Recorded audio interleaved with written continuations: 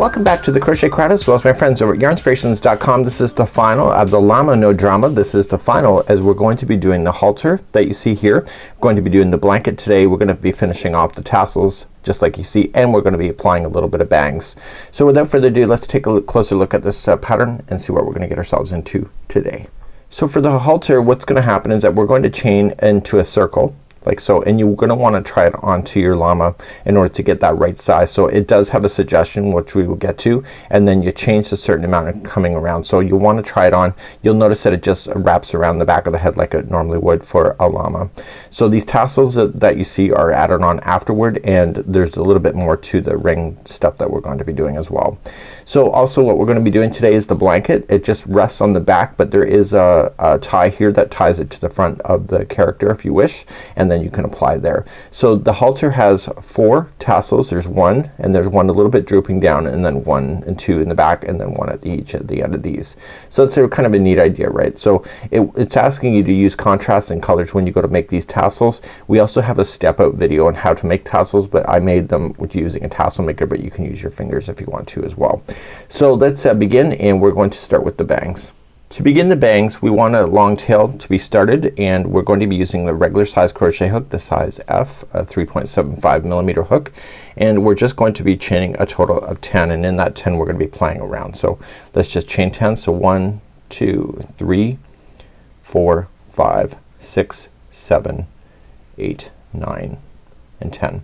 Once you have your 10 there, just cut an extra long tail here, and then we're going to move on. So once it's cut, just pull it through and let it sit to the side. We're now going to take that main color that we've been playing with, and we want to cut 20 lengths, and they only have to be around 3 inches long. I go a little bit longer because I get a little panicky. If you cut it too short, then you regret it. So what I want to do is cut 20 strands of the same size. So just continue to do that, and I'll be right back in just a moment. Now that we have 20 strands cut, we want to grab them by 2s. So just make sure you grab 2 together and just kind of fold it like this. Now taking your regular chain that you just started, there's 10 chains here. So starting in the first one, I just want you to go in and just pull through, and then just get enough space so that you can put those tails through that hole. Sometimes a hook is just not feasible, and sometimes your hands are just as good. So what I want you to do is all 10 of those stitches, I want you to put that in, and then meet me back here in just a moment. So now that they're all lined up and ready, so you have the 2 long strands, and now you have the other one. So what I would do if I were you and you were me, I would actually line it up, and you want to go right to where the hairline starts, like where the fur starts, and then just put it there. And what I think you should do before you go any further, because I have mine a little bit longer, I want to try it, not sew it on, but just put it on there and determine how long I want to go. It'll take a lot more effort if you have to unwind all of these just to get to the height that you need. So it almost looks like it's 3 times the size. So I'm gonna try it on my character and see what I'm gonna do, and then I'm going to only open up one and determine whether that's good or not. Okay, so now that I have my height that I think I need, hopefully it's right, what I'm going to do is take a tapestry needle and just start plying open here. You can also use a brush or a comb, and all you just want to do is just run it through and just have these all untwist themselves, all these little fibers that are in there. So there's 4 plies per one, so just work your way through and just take your time and just start opening them up. Okay, so what I just did is that I was lazy and I used a brush in order to brush this out. It's not perfect, but either is a llama, and it gets it open. So anything that I want to just further do, I can just do final touch-ups if I want to, just to be able to separate the plies that are in there. And what I'm gonna do is now is that I'm gonna sew this to the hairline or the fur line of the character. Just kind of do that and just whip stitch it into place, and let's do that, and then I'll be back and we'll carry on in this part of the tutorial.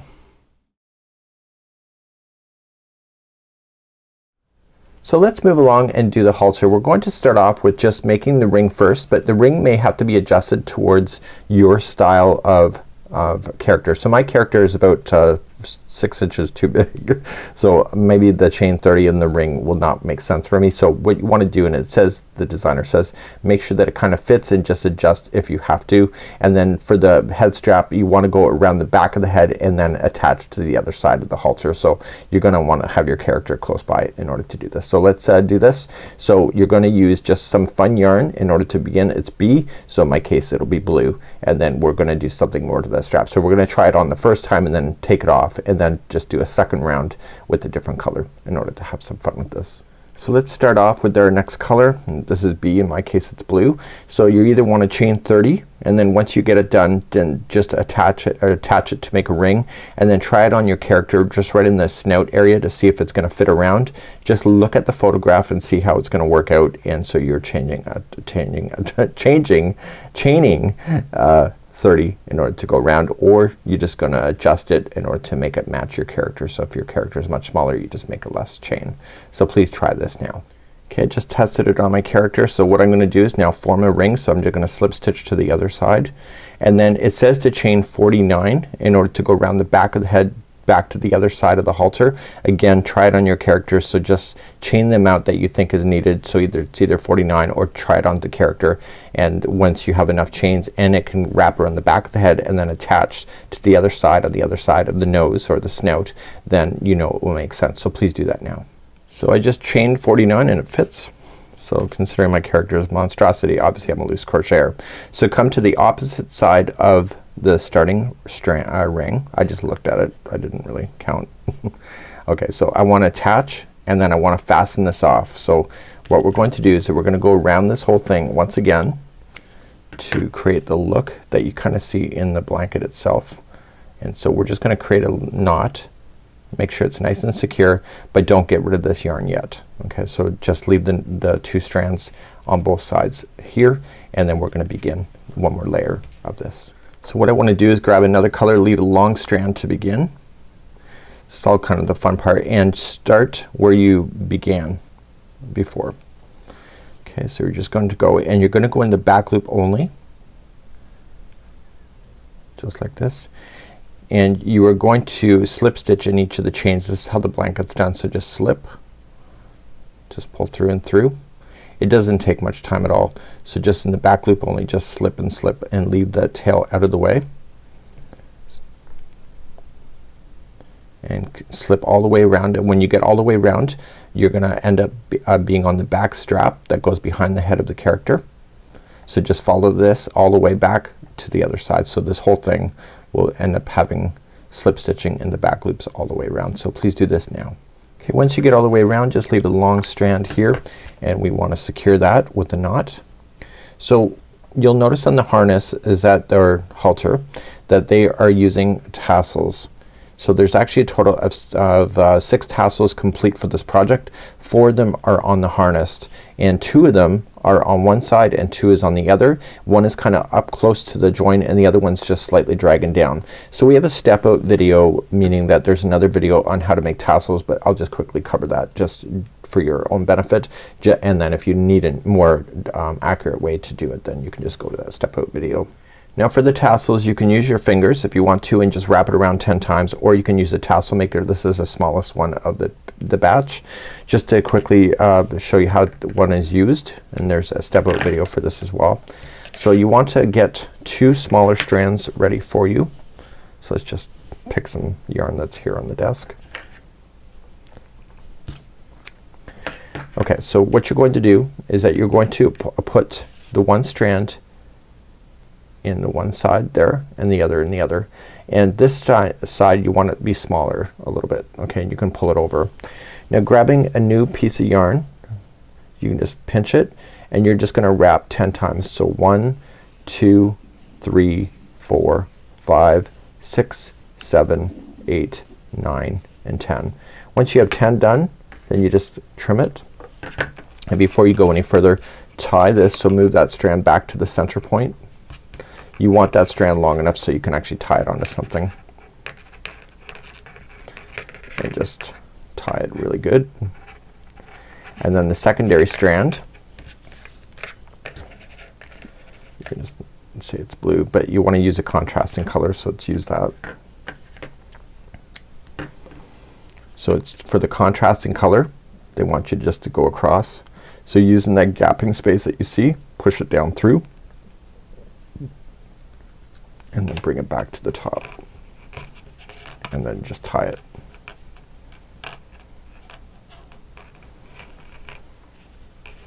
They want you to use contrasting colors, but if it bothers you, of course, do what you think is more right for you. And they want you to trim those a little bit smaller. Now you're ready to take it off this, so just turn it upside down. Just stretch out the fibers and just trace it along the base. Once you can have it clear, just slide it off. So you'll notice that it looks kind of disheveled, looks a little unorganized. So you just want to kind of just pull strands and it will pull it in, and then just kind of use your hands and just kind of measure what you think. So what I have done is that it looks like this when it's done, but if you take it through a steamer, just like a steamer, you can get more of a nicer look, and therefore you can have stuff like this, and then you can use the tie tassel to tie it to anything that you need to do. So let's begin to do that next. We're now back to the halter. So what you want to do is that you just want to just use your crochet hook and attach it to where it kind of joins right here, and you're attaching the strand that is leading to the tassel up, and you want to tie it there.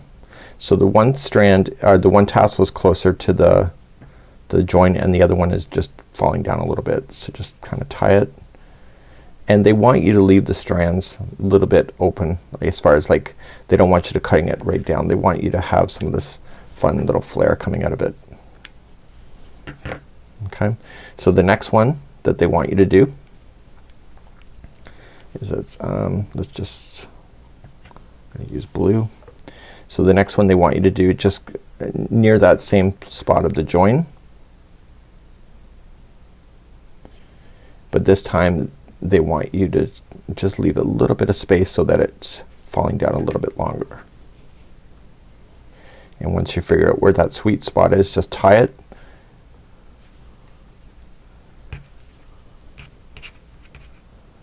Now you happen to see that I'm using orange when I'm going into orange. That's just a fluke. Use any colors that you think is best for you. So you want to do both sides of the halter like this. So that's falling a little bit more, and then just get rid of any of the loose ends. Just keep them. They want you to have it a little bit disheveled, unorganized, and that's how they want you to do it. So the strands that you had that were longer, you can also leave that as part of the look. If you don't like that look, then you want to just trim that more carefully, but it's all part of the character for this look. So you want to do the other side just the same way. I'm now going to show you how to do the blanket. I would highly recommend that you use a stitch marker for this. Now what's happened here is that there's two different samples here. I started off and do you see how I'm missing stitches here? I'm missing stitches on both sides because I'm missing where the edge is. So what I'm recommending to you is get rid of that, and I end up restarting because it ended up being the fact that I was missing stitches. So you can see that I put a stitch marker in here as I went so that I can mark the ending and the last of each of the rounds. This is using a slip stitching of 2 strands at the same time, and when you do that it creates this beautiful look here, and the colors are organized by what it's suggesting in the pattern. So I just happen to have a little bit of a color variation here with adding an orange and some pinks here in reference to what the original pattern was. So you're gonna end up with strands on both sides of the project, and you want to leave them long. You want to braid them together. You don't have to braid it like this. You can braid it to be much smaller if you wish. It's up to you. And then I just did a long braid and then I had it hang down. So you can go back as far as you need to go. So if you've got a character that's smaller or bigger, then what happens is you can adjust. Also I did it a little bit larger in the width here to go over my character. I looked at where it ends. So if you look at the character here, you'll see that it ends near to the back of the legs here. So that's where I finished. So that's kind of how mine goes. So the top of the blanket here ends up attaching to the neck of the character, so it just as a tie, and then the back is left open and it's just hanging. So I'm recommending you get a stitch marker for what I'm about to show you, and then once I show you, it's actually pretty easy. It took me honestly about an hour and a half to make this little thing. I know it's hard to believe that, but because you're slip stitching and you're changing out the yarns and moving the stitch marker, it can be a little bit time consuming, but this is pretty much almost the end of the story. Now each row that we're about to do is going to be separate. So you have to mark the edges. That's why I was losing my edges. So when you start off a row, you want to leave an extra long tail, maybe about 10 inches. And then that's, in this case, that's where I'm going to start my slip knot. So I want each one of these tails to be at the side of the blanket. So the project says that it is going to chain 26. What I also did is that I rolled out a ball from the center of it, and also the other one is from the ball itself, so I got 2 balls going on at one time, so it's double stranding. So I'm just gonna do 10. So 1, 2, 3, 4, 5, 6, 7, 8, 9, and 10. So right where the 10th one is, okay, that's where I want to worry about. So what I'm gonna do is that I'm going to apply a stitch marker in. So what I want to use is the smaller hook of the 2 and apply a stitch marker in the last loop that we just did, like that. And I want to go to the very first one and into the first with the other stitch marker. You'll be thanking yourself later. It seems like it's extra work, it is, but you won't lose your edges then. So once you get that done, this yarn is done. So the very first time across, you're going to use the same color twice, but you can't go across with the same color. You have to, or you can't go across, you have to finish it and then just pull on it so that you have a tassel on the other side. But because you've now marked it with the stitch marker, you know exactly where to start. So when you start the next one, and so the first 2 rows are the same color and the last 2 rows are the same color. So when you do the next row, create a slip knot first. And watch what I'm about to do is so critically important. This is what I figured out. So I want to go in the loop here, just one loop, right where the 1 is marked. The first one is always going to be a little bit tough. And I want to just yarning over, so leave the tassel side out and just pull through and through. Chain 1 and slip stitch into that same one. So going in and slip. Right where you just did that slip stitch is where you want to move your stitch marker. So right in the last one, and that's where it's gonna go. Don't worry about what you just all created here. When you pull this tight, which I don't want you to do yet, is that it's going to all work itself out. So in the one back loop only, in this case, it'll be all the front loops going forward. But it's just easier just to tell you that. You just, as long as it's just one loop, you want to go all the way back to the start of your project. So we've marked it with the stitch marker, so we know exactly where the start is, or the ending of this row.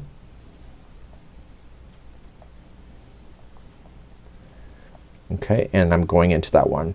But before you finish, okay, so I want you just to cut this yarn, leave about 10 inches. And then just pull up on it like so, and then grabbing that other hook, going in and move the stitch marker up to that stitch, and therefore you know exactly which one is the end.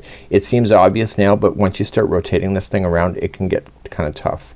So now you're gonna rotate and go in the other direction. So now you're going to grab a different color, the sequence is there, and leave about 10 inches, 8–10 inches, and create a slip knot.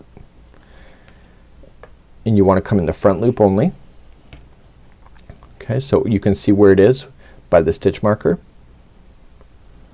and you're going to come in, move that tassel area yarn, okay, which is the starting, to the other side. It can be a little bit fumbly at first. Once you get used to it, it's easier. So just pull through and through, chain 1, and then slip stitch. And now that I just slip stitch, that is where I'm going to apply that stitch marker. So going into the last one where I just slip stitched, go right across and pull that stitch marker through, and therefore you'll see it when you get back to the other side. As an experienced crocheter, usually I don't use stitch markers if I don't have to, but in this case I want to because it's the only way to keep an eye on it. So going in the front loop only, just slip stitch yourself across. This slip stitching is what's creating those beautiful striping effect that you see. It almost looks like it's knitting. I almost think a whole blanket like this would be awesome, but it would take you quite some time to do that. I think a temperature blanket in this would be awesome too.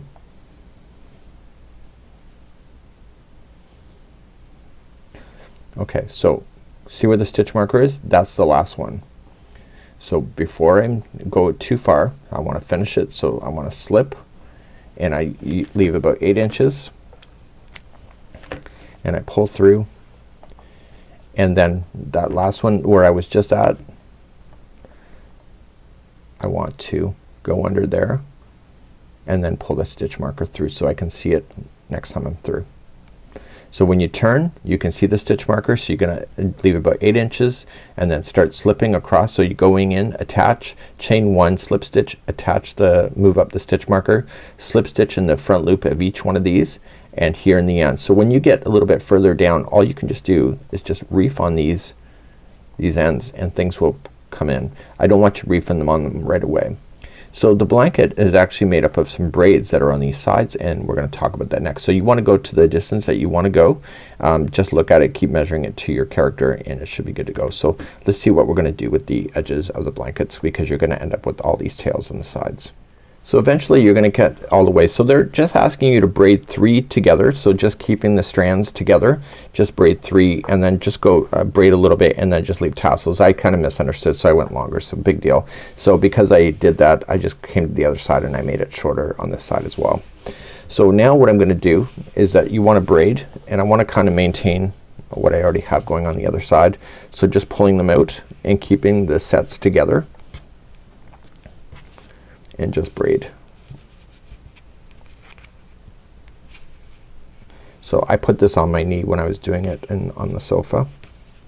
So just braiding them so they look good. So you do the first one and then determine if it's long enough, and then use that as your marker then for the remaining of them. So you don't have to braid as much as if you don't want to. Again, it's your own creativity, but it's a great way to be able to do it. By leaving an extra long tail, it gives you a little bit choices on what you want to do at the end as well, and I think it'd be good. So do that, and then I'll see you here in just a moment. Once you're satisfied with the depth of this, all you can just do is just take them all together and just spin them and just create a tie. And when you do the knot, just kind of push it up to the height that you need on here, so laying it down. And then what I did is that I waited, and then what I can just do with these is that I can steam them as well, and then I can just trim as well. So what we're going to do then, finally, the last thing we need to do here is that we need to attach this blanket to the character, and all we're just gonna do is some chain work in order to make that happen.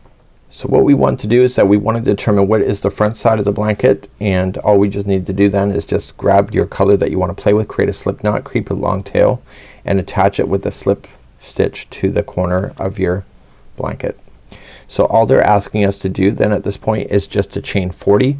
I would try it on the character first before you fasten off, and then what we want to do is at the end of these chains, when we're done, is that we want to attach the other 2 tassels. So just 1, 2, 3, 4, 5, 6, 7, 8, 9, 10, and keep going, and then try it onto your character before finishing off. So I did 40, it works. So I'm just gonna trim that, and then I'm going to do the same with the other side and attach, and then do a chaining of 40 there, and then we'll attach our tassels from that point.